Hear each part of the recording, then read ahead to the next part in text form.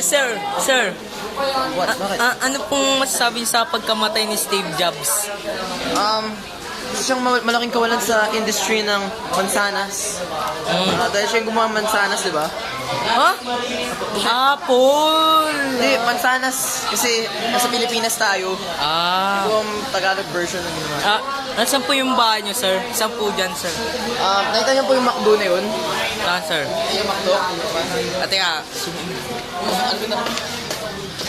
Yung bahay niyo. Ayun ba, yung nakita mo yung McDo? Malayo dyan yung bahay namin. Nasaan?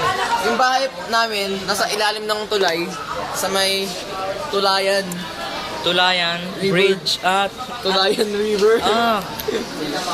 Nasaan po yung alagan yung baboy, sir?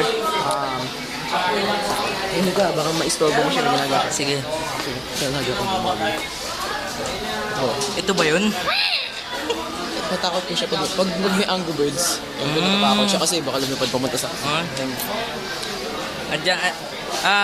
Ano pong ang mga kadagdagang kalam na pwede nyong maibahagi sa interview na ito? Alam niyo ba kung kailan ginawa yung stapler?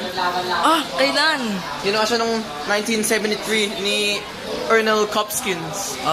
Ernest Kopskins. Tapos, yung tela na ginagamit natin sa paggawa ng mga brief. Gawa dito yan. Dito? Ang tawag dyan ay Pancit Canton wire. Pwede, edible ba? Edible po to? Opo, kasi kailangan mo siya i-boil for 3 minutes. Tapos dagdagan mo ng sauce. Malambot na siya. Yun lang po. Ano pa ba? Yun lang po. May dagdagan bang katanungan? Ano pong bang pangalan niyo, sir? Pangalan ko yun Kuya Bert Joe. Kuya Bert Joe. Sige.